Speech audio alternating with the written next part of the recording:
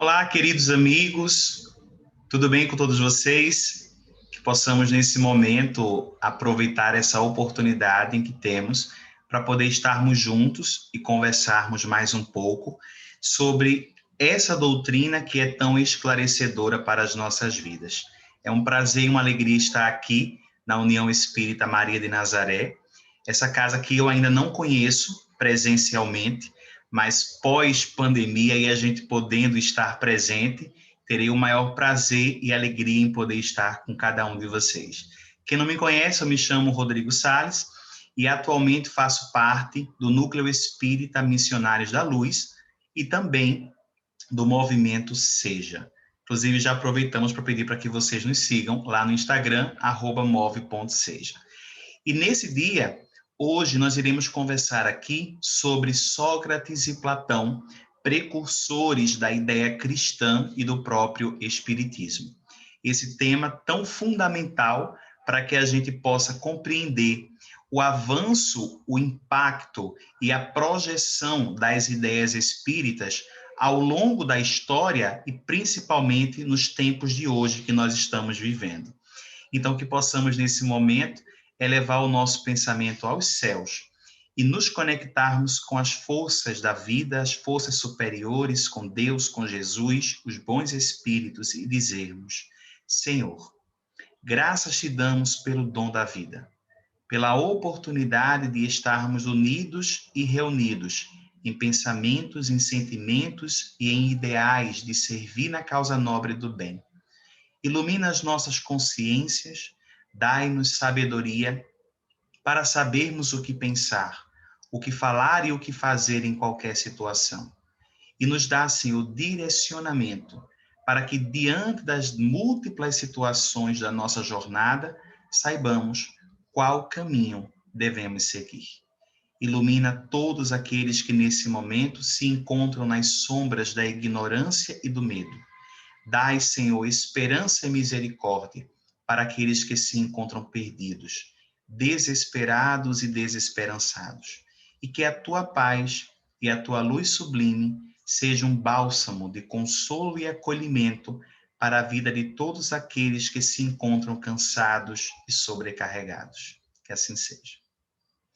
Então, gente, iniciando aqui o nosso estudo de hoje, vamos falar sobre Sócrates e Platão, os precursores da ideia cristã e do espiritismo.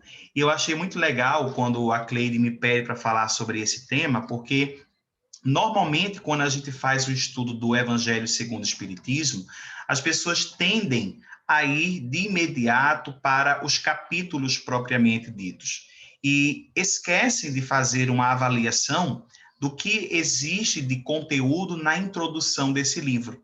Eu acho que a introdução do Evangelho segundo o Espiritismo ela é muito rica, porque ela vai nos dar uma noção sobre o objetivo que essa obra possui, e ela também nos permitirá entender o que de fato a doutrina espírita possui, que a faz ter uma autoridade para conversar sobre a dinâmica evolutiva da vida no cenário de sociedade que nós estamos mergulhados. É nela também que nós vamos entender que a própria ideia do espiritismo, ela não é nova na história da humanidade. Kardec, ele foi aí um pioneiro na sistematização, né, em dar o método de estudo sobre a dinâmica do mundo espiritual, mas isso é algo que já faz parte do conhecimento da própria humanidade, sobretudo desde as civilizações antigas, mas ganhando uma força muito grande que a gente vai ver hoje, sobretudo na fala e na obra, do ponto de vista de ensinamento oral do Sócrates e do Platão. Né? Eu acho que existem alguns pontos importantes que a gente precisa destacar nessa introdução, que é justamente esses textos que nos dão uma noção sobre o grau do impacto que se espera na sociedade quando as ideias espíritas, numa perspectiva de melhor compreender Jesus, irão causar nessa sociedade. Uma sociedade que tem como finalidade trabalhar para a dinâmica da lei de justiça, de amor e caridade, sobretudo.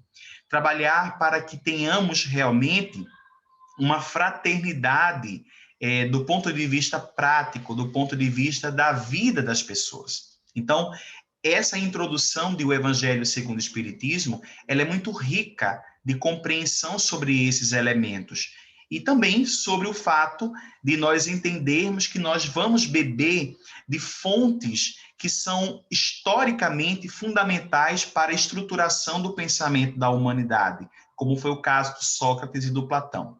E eu acho interessante falar sobre o Sócrates e o Platão, porque são pensadores, né, foram criaturas que passaram pelo planeta e deixaram uma marca muito profunda no sentido de impacto no conhecimento e nas ideias humanas. E são ideias que a gente vai aqui conversar e ver juntos, que são muito semelhantes às ideias que o próprio Cristo nos apresentou e também são muito semelhantes à própria ideia que o Espiritismo abraça e apresenta. Então, Sócrates, ele vai ter algo no seu tempo que foi muito semelhante ao que Jesus viria a ter depois, que é muito mais um ensinamento oral, de prática, de exemplo, do que propriamente de escrito, né? Não existe uma comprovação de que Sócrates tenha escrito alguma coisa, assim como Jesus também não tem escrito nada. O que existe são a forma ou o conhecimento que nós temos desses pensadores a partir do que os outros escreveram. No caso do Sócrates, o que o Platão escreveu. No caso do Jesus, o que Mateus, Marcos, Lucas, João e outros tantos evangelistas que não foram inclusos na Bíblia em virtude de serem considerados apócrifos e etc. E toda aquela história da tradição dos textos sagrados que a gente já conhece, mas foram através desses textos que nós fomos conhecendo essas personalidades e o grau de relevância que elas tiveram e ainda têm nas ideias e no pensamento humano, né? E a gente vai conversar um pouquinho hoje sobre Sócrates e Platão, que foram esses grandes desbravadores da noção de espiritualidade, da percepção de uma vida pós-morte, da ideia da sobrevivência do espírito e da existência de uma alma individualizada que pensa, que tem uma projeção, que tem uma história de vida, uma história de existências que se multiplicam e se desdobram pelos anos a fio aí no espaço infinito. E aí Sócrates, ele vai ter alguns pontos da sua filosofia, da sua doutrina, que Kardec vai desdobrar nessa introdução de O Evangelho segundo o Espiritismo, em 21 pontos que a gente aqui vai tentar conversar um pouquinho sobre eles. Então, se você estiver com o seu Evangelho, é uma ótima oportunidade de poder você acompanhar essa abordagem desses tópicos que são de alta relevância para compreendermos a fundamentação do pensamento espírita.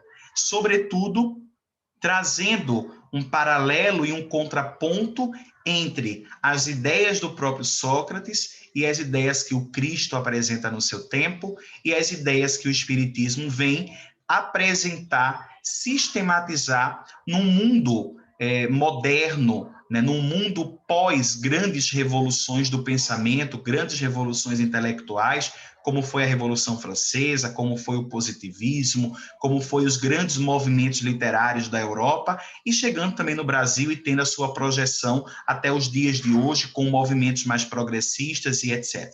Então, nós vamos ter um ponto importante a ser colocada aqui, que é a semelhança que existe entre essas doutrinas. Então, vamos lá. Já deu tempo de você pegar seu livro, se você não pegou, e a gente vai acompanhar. Primeiro ponto que Kardec vai colocar da doutrina de Sócrates e Platão é a seguinte, quando ele fala: o homem é uma alma encarnada. Antes da sua encarnação, ela existia unida aos tipos primordiais, às ideias do verdadeiro, do bem e do belo. Dele se separa em se encarnando e, recordando seu passado, está mais ou menos atormentada pelo desejo de a eles retornar.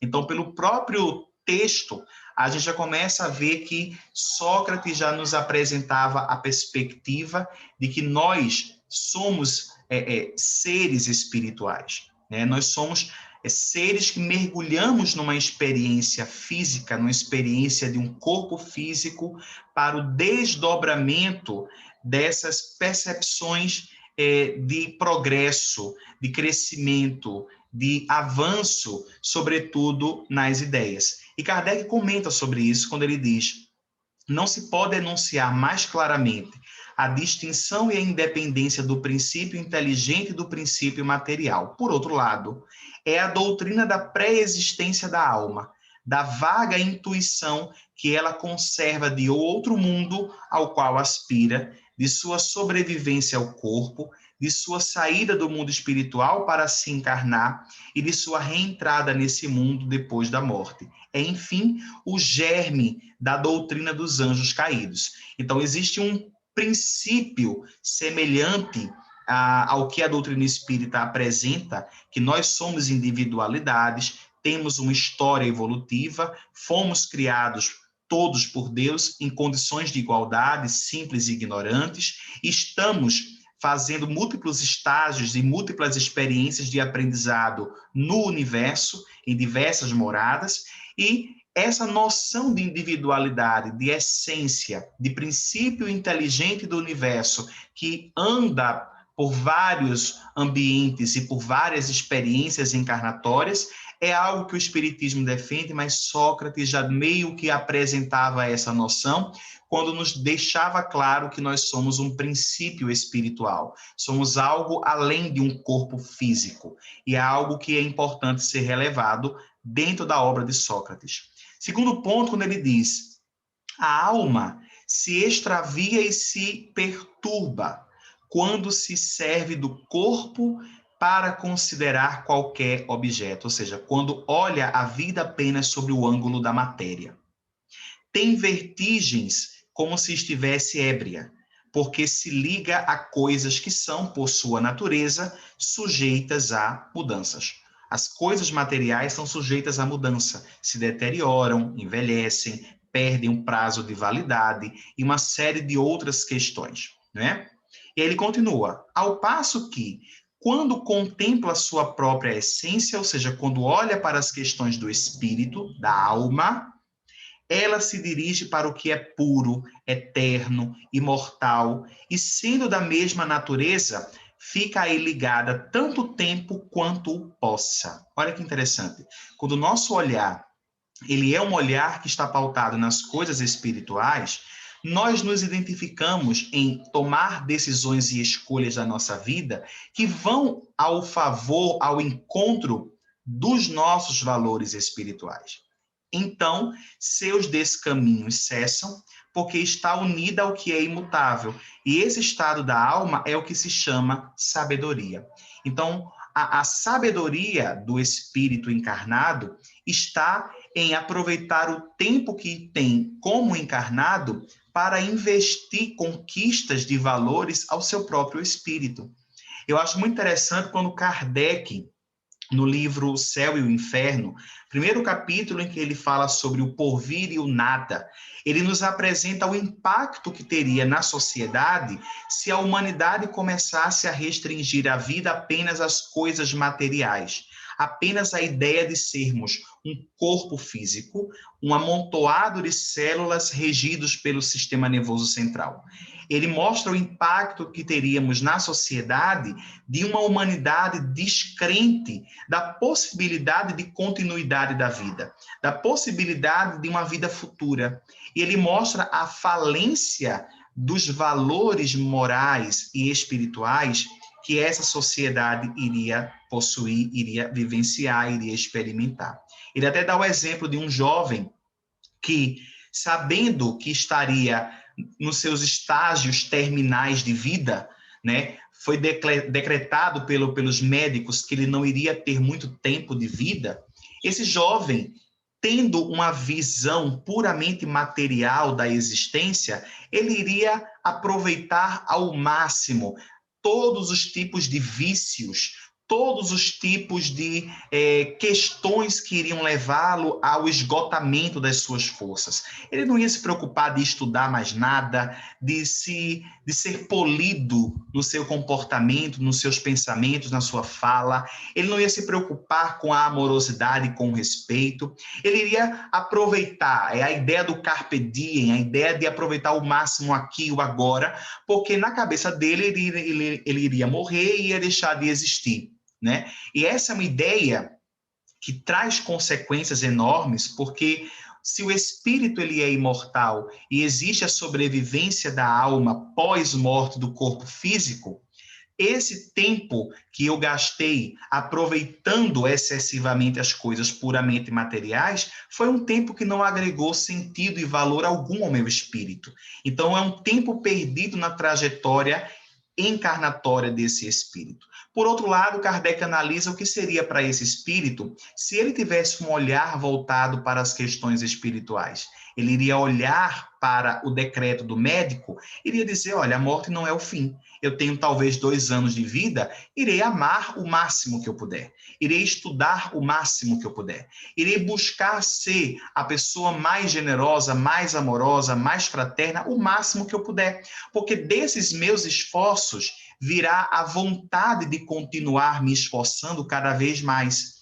E diante desses esforços e dos resultados que virão dessas ideias novas de fraternidade e de amor que visitarão a minha vida, quando chegar a hora do corpo físico falecer, o espírito que sobreviverá continuará a sua trajetória de conquista e aquisição de valores nobres para o coração. Então, é uma ideia de investimento que só existe quando o olhar se encontra voltado para as coisas espirituais. Aqui a gente não está falando que seja errado aproveitar a vida material. Pelo contrário, nós estamos encarnados e precisamos nos comportar como encarnados. O problema é quando a gente foca apenas nas coisas materiais e esquecemos de observar quem de fato somos de forma mais completa e integral. Não somos um corpo físico que vive apenas do gozo e do estímulo dos sentidos para os prazeres transitórios. Somos um espírito imortal que possui necessidade, sobretudo, de amor para conseguir viver, para conseguir dar prosseguimento num projeto de crescimento e de avanço espiritual, que é o motivo principal para termos encarnado.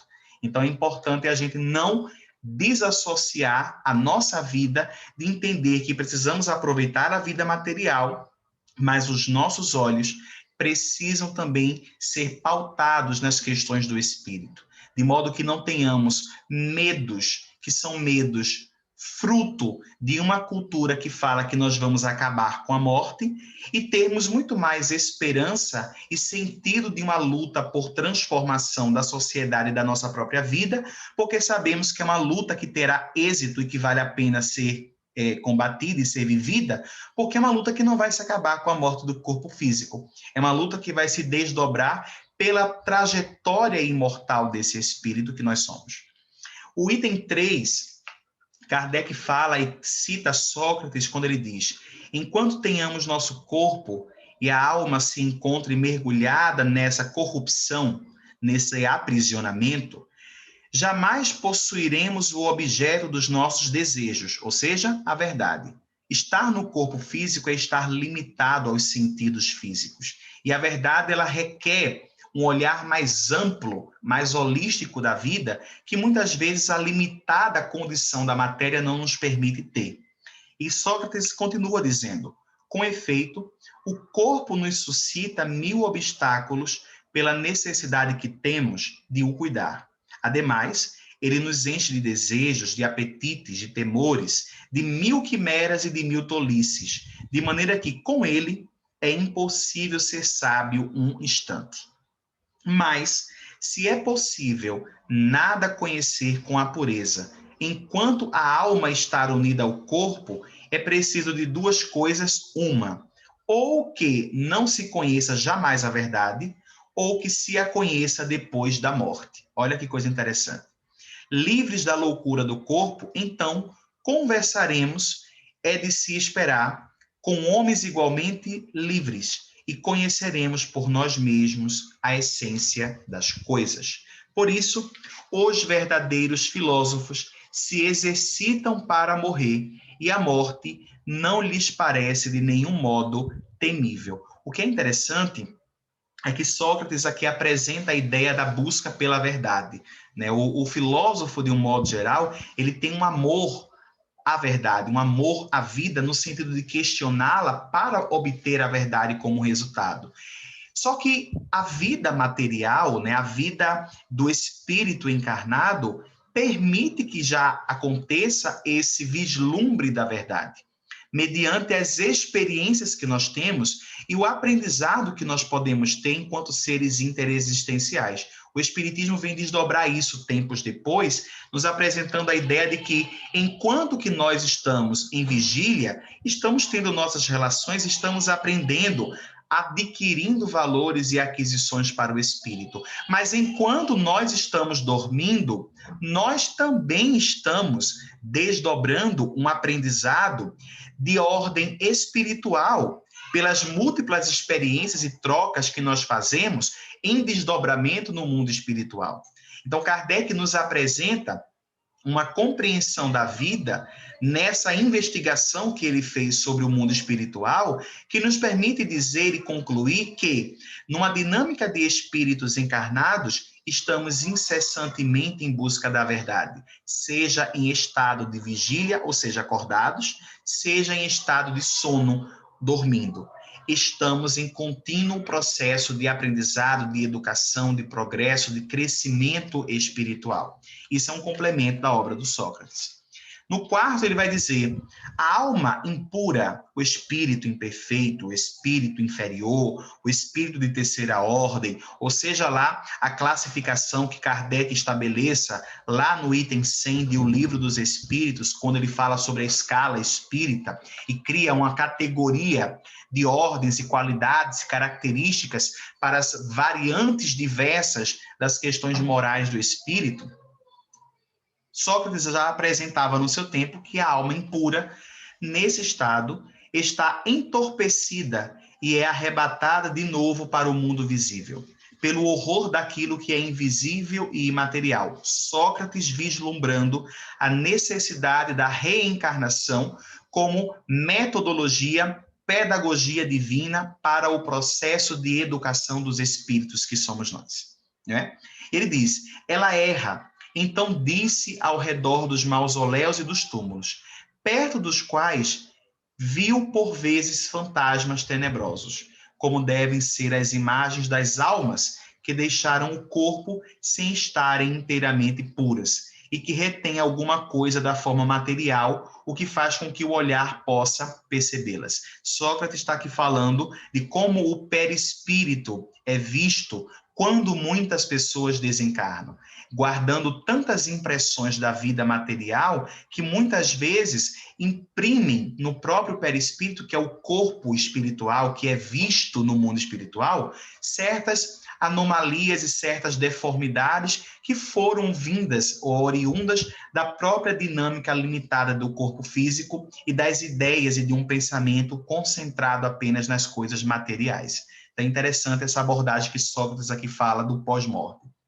E ele continua: essas não são as almas dos bons, mas dos maus, que eles são forçadas a errarem nesses lugares, onde carregam o castigo da sua primeira vida e onde continuam a errar, até que os apetites inerentes à forma material que se deram conduzam-nas a um corpo e então elas retomam, sem dúvida, os mesmos costumes que durante sua primeira vida foram o objeto de suas predileções. O que ele está narrando aqui é a dinâmica do espírito quando desencarna, né? Kardec, na segunda parte do Livro dos Espíritos, quando ele desdobra as mais de 500 perguntas sobre a vida espírita, a vida no mundo espírita, o mundo espiritual, ele nos dá a compreensão de como é que o espírito chega no mundo espiritual, como é que ele se percebe, como é que ele se enxerga, como é que ele se sente, como é que ele se comunica diante das suas limitações,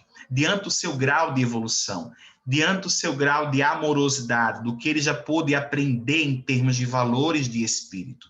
E aqui ele está narrando como se dá essa dinâmica de vida no mundo espiritual dos superiores e dos inferiores dentro dessa escala moral didaticamente elaborada por Kardec na questão 100 de O Livro dos Espíritos. Então, é muito interessante a similaridade que existe na obra de Sócrates, que Kardec vai beber um pouco da fonte dessa obra, mas vai dar um desdobramento diferente, porque Kardec ele tem como base para as apresentações do mundo espiritual que ele nos faz, principalmente em O Livro dos Espíritos, mas desdobrando também em exemplos práticos, como em O Livro dos Médiuns, e também os relatos obtidos da situação pós-mortem de alguns espíritos na segunda parte do livro O Céu e o Inferno, Kardec ele tem como base a experimentação mediúnica. Então, Kardec ele tem uma metodologia científica na retaguarda das suas conclusões filosóficas. A vida ela foi questionada nessa dinâmica espiritual e a partir da múltipla experimentação dos diálogos que eram travados com os espíritos, Kardec foi criando e sistematizando um corpo de ideias que nos permitiu compreender com riqueza de detalhes como se desdobra e se dá essa vida espiritual. Então é muito interessante o avanço que Kardec dá às próprias ideias do Sócrates e do Platão. Ele também vai falar no item 5 que depois da nossa alma, ou melhor, depois da nossa morte, o gênio, né, que nos fora designado durante nossa vida, nos conduz para um lugar onde se reúnem todos aqueles que devem ser conduzidos ao Hades. E aqui só está bebendo um pouco da mitologia grega do seu tempo, para aí serem julgados. Então, iria-se para um local onde ali o tribunal da consciência iria operar em relação a determinar as consequências das escolhas de vida que cada um teve quando estava encarnado. Ele diz, as almas, depois de terem permanecido no Hades o tempo necessário, são reconduzidas a esta vida, ou seja, a vida material, em numerosos e longos períodos. Sócrates vislumbra essa percepção do tribunal das questões consequenciais da vida, porém Kardec desdobra isso melhor quando nos fala que as leis divinas elas estão inscritas na nossa própria consciência e que o tribunal da consciência é o que faz o desdobramento da nossa própria dinâmica de aprendizado e de ensino dessas leis divinas. E mediante o grau de aprendizado e progresso que nós façamos dessas leis, nós iremos percebendo pela nossa própria limitação e pelos nossos próprios sentidos o grau de necessidade que nós temos de encarnar novamente para que nessa escola, em que o esquecimento do passado é um pré-requisito importante para do zero nós elaborarmos uma nova experimentação de acertos e de aquisições para o nosso espírito, assim possamos desdobrar o progresso e o crescimento do nosso próprio espírito. No item 6 ele fala, os demônios enchem o espaço que separa o céu da terra. São o laço que une o grande todo consigo mesmo. A divindade, não entrando jamais em comunicação direta com o homem, é por intermédio dos demônios que os deuses comerciam e conversam com ele, seja durante a vigília, seja durante o sono. E é interessante porque a gente vai precisar buscar na origem da palavra o que significa demônio.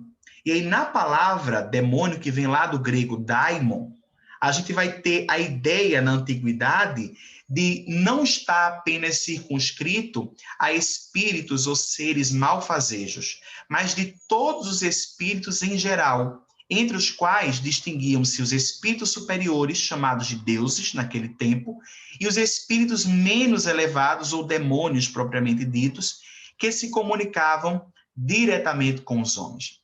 Kardec nos apresenta com o Espiritismo que os espíritos povoam o espaço e que Deus se comunica com os homens através dos espíritos.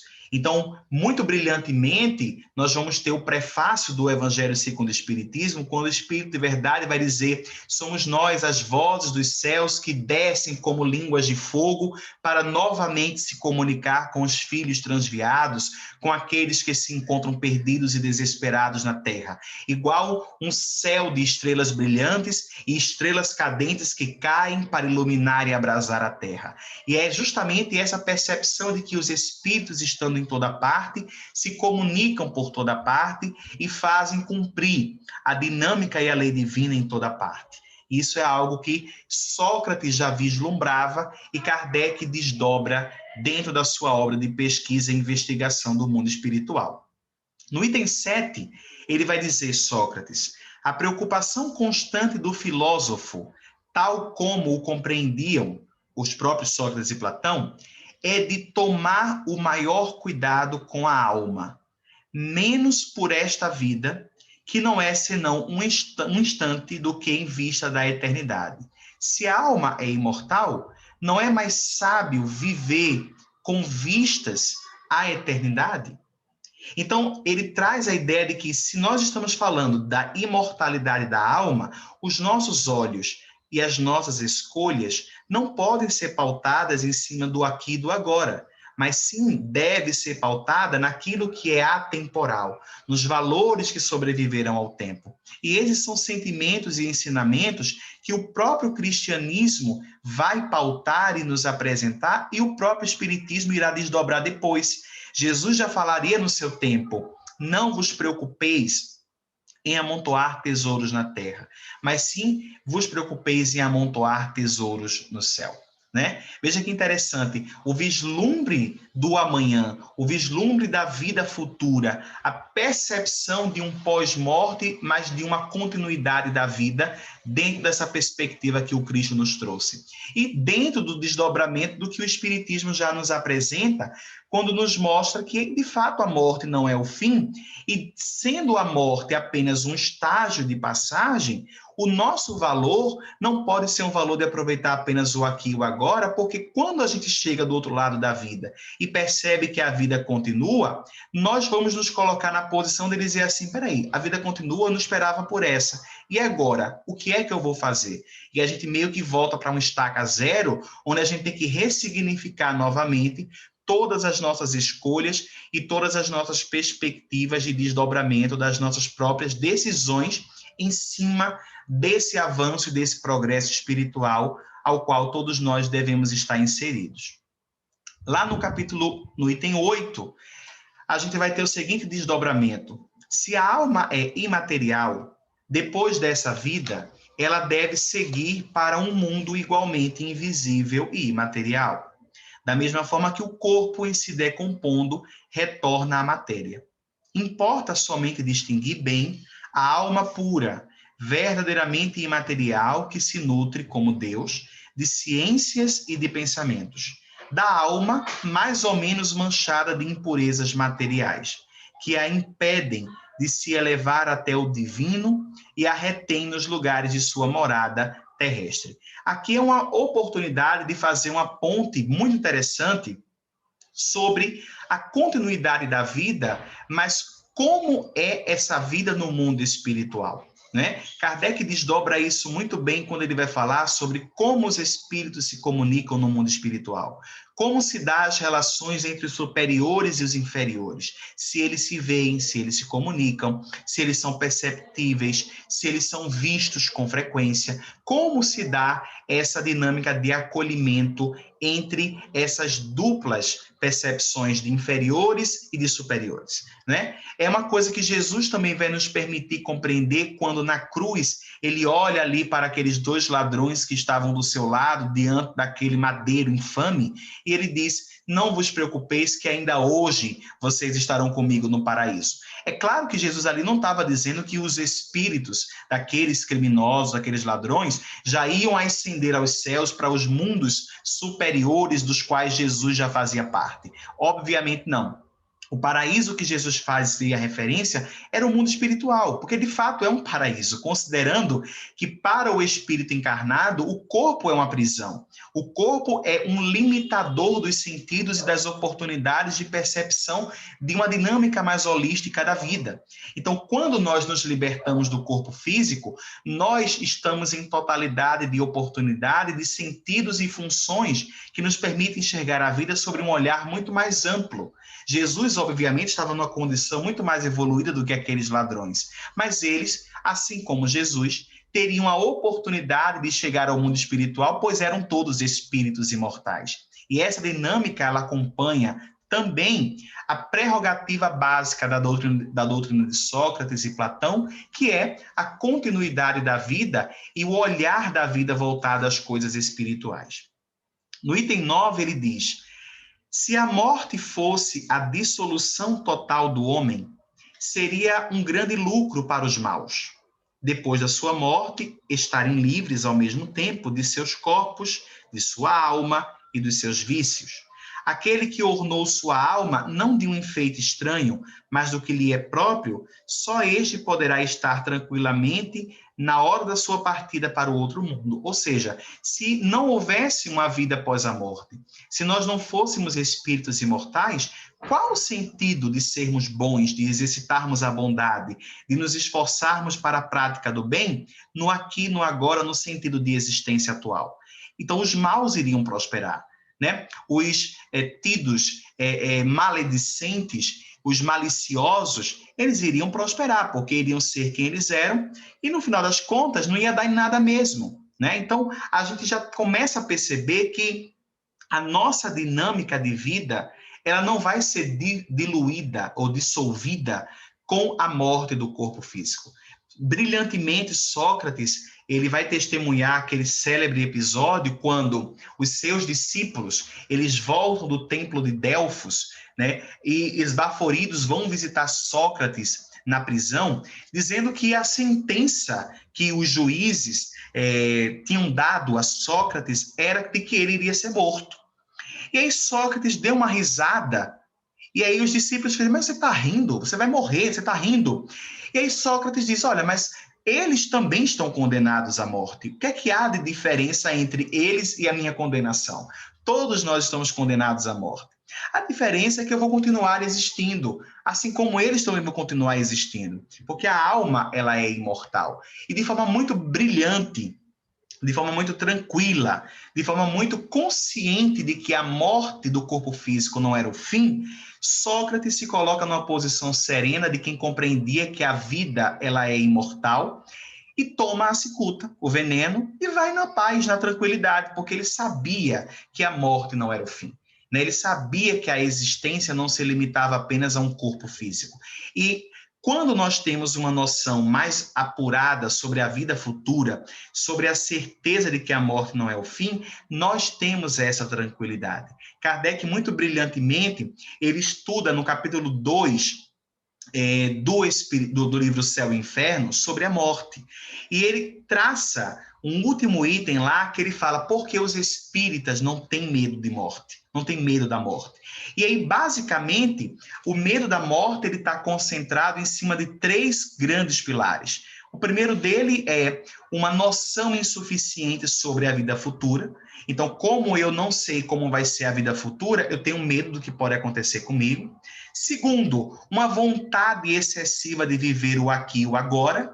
E terceiro, um apego e um medo para as questões de perder a vida material.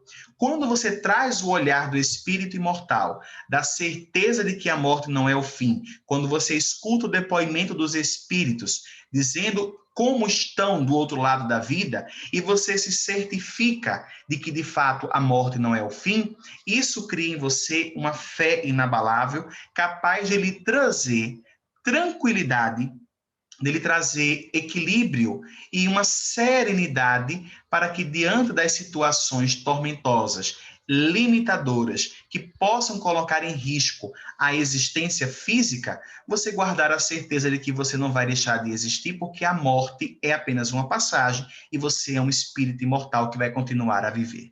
Isso é muito importante.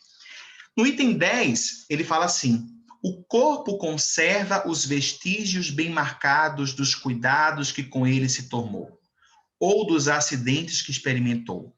Ocorre o mesmo com a alma. Quando ela está despojada do corpo, carrega os traços evidentes do seu caráter, de suas afeições e as marcas que cada ato da sua vida lhe deixou. Assim, a maior infelicidade que possa atingir o homem é a de ir para o outro mundo com a alma carregada de crimes. Tu vês, Calícles, e aqui a gente está falando do diálogo de Sócrates com os seus discípulos quando ele estava na prisão, né? E Calícles foi um dos discípulos de Sócrates, como Alcibíades e outros tantos.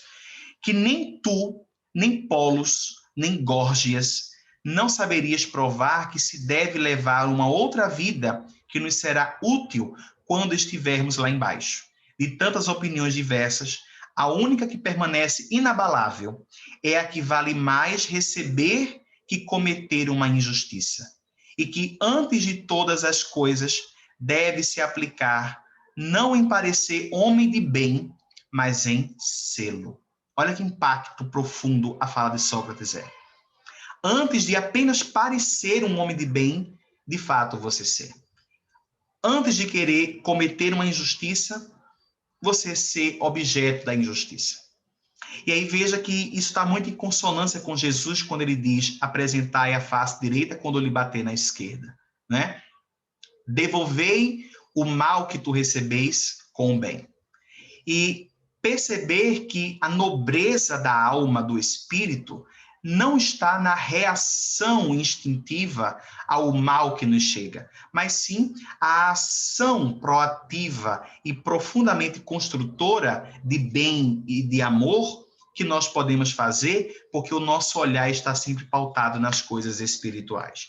Se o outro ainda é instintivo e age com maledicência para conosco, é o que ele tem a oferecer. Mas se você reage e age com maledicência, é porque você também só tem isso a oferecer.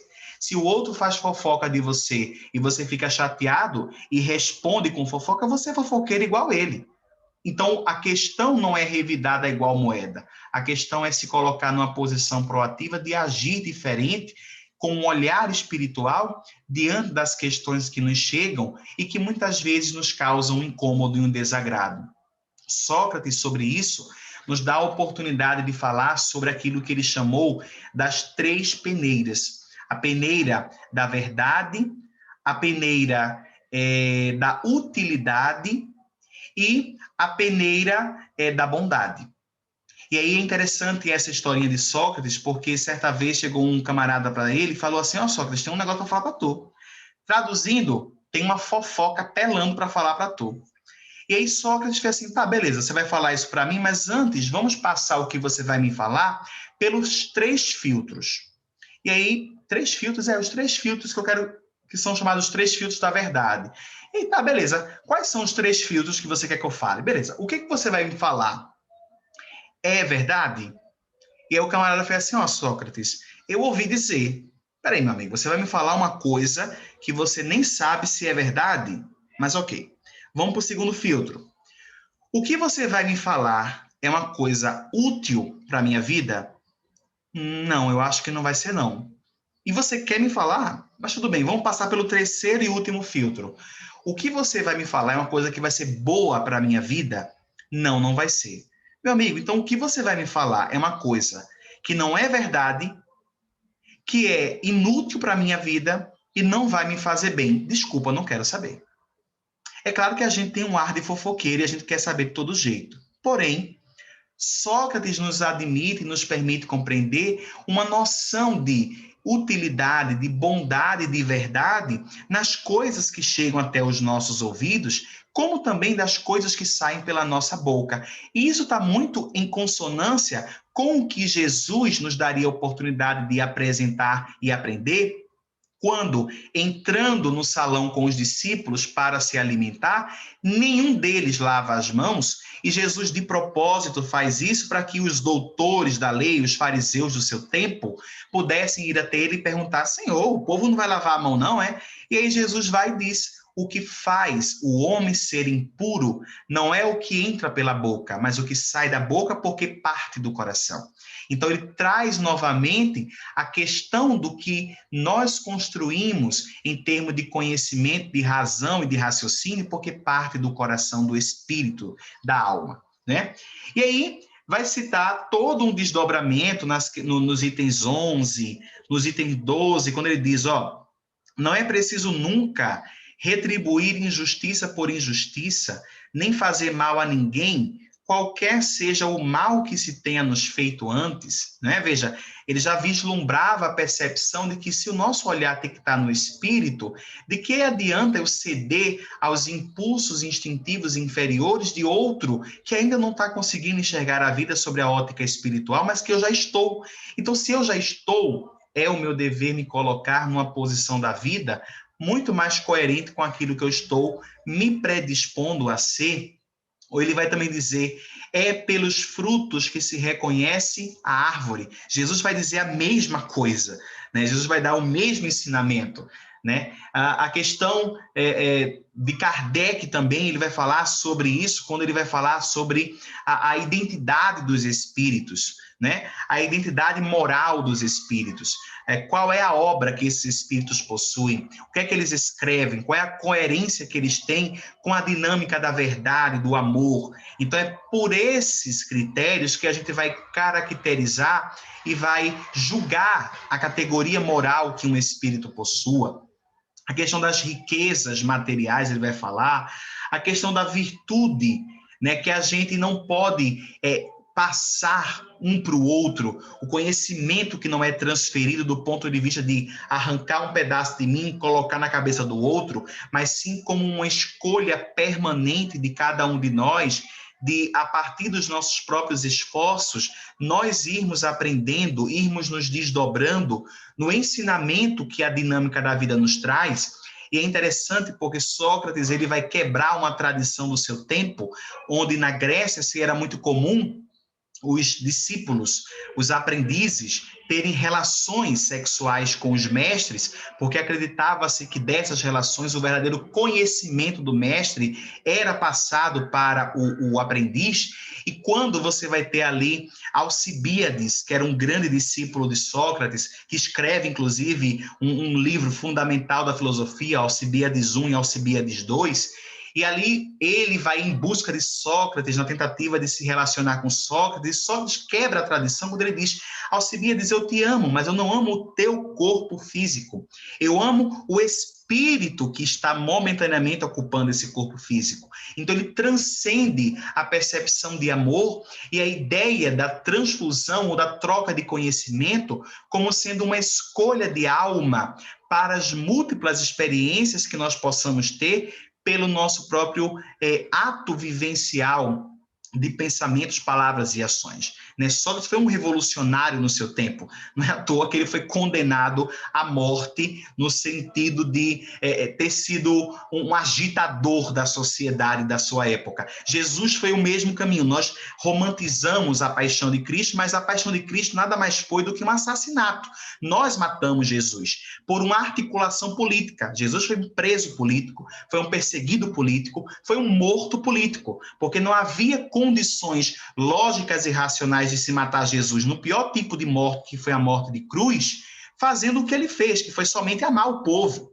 Né? Então, havia muito mais uma questão política de Roma ver seus interesses sendo ameaçados por um homem que veio da Galileia, onde fazia muito tempo que não se via nenhum grande profeta, mas naquele momento um grande homem revolucionário nas ideias e na atitude, ele estava provocando uma grande percepção nova da forma de se enxergar a vida. E essa tradição atávica, materialista, milenar, patriarcal, opressora dos fariseus e dos príncipes das sinagogas foi colocada em xeque e Jesus triunfa na sua doutrina quando nos apresenta que a morte não é o fim, volta para conviver mais não sei quantos dias aí com os discípulos, com os Emaús e etc., para nos mostrar a imortalidade da alma. Cristo vive e essa bandeira de Cristo vive deu força para que a ideia de Jesus pudesse passar os séculos e chegar principalmente ao século XIX, quando Kardec vai se debruçar sobre as questões morais do ensinamento de Jesus para trazer uma percepção na dinâmica espiritual da vida, de modo que a gente pudesse compreendê-la melhor. Gente, espero ter deixado aqui uma rápida compreensão sobre a vanguarda do pensamento de Sócrates e Platão, sendo inclusive um precursor da ideia de Jesus, da ideia do que Kardec nos apresentaria no século XIX, com as pesquisas científicas sobre os imortais, e trazendo para nós o convite para, de fato, olharmos a vida nessa dinâmica ampla, sobretudo do olhar para o espírito imortal que nós somos. E entendermos que as nossas escolhas devem ser sempre escolhas pautadas naquilo que vai agregar valores para o nosso espírito. Não estou falando aqui de repressões, de agressões psicológicas, de nos reprimir para não sermos quem somos. Pelo contrário, sejamos quem a gente é, mas que as nossas escolhas sejam pautadas nos valores do espírito, que é o amor, que é a verdade, que é o respeito, que é a tolerância, que é a fraternidade, que é o olhar dinâmico de olharmos uns aos outros como irmãos. Foi um prazer e uma alegria estar aqui com vocês, e nesse momento eu convido todos a acompanhar-nos numa prece para encerrar a nossa dinâmica de aprendizado no dia de hoje. Elevando o nosso pensamento aos céus, para que juntos possamos orar a prece ensinada por Jesus, dizendo: Pai nosso que estais nos céus, santificado seja o vosso nome, venha a nós o vosso reino, seja feita a vossa vontade aqui na terra como no céu. O pão nosso de cada dia nos dai hoje. Perdoa, Senhor, nossas ofensas, assim como nós perdoamos a quem nos tem ofendido. E não nos deixa cairmos em tentação, nos livra de todo mal, porque teu é o reino, o poder e a glória para todos sempre. Pessoal, foi um prazer e uma alegria estar aqui com vocês. Um beijão e até mais.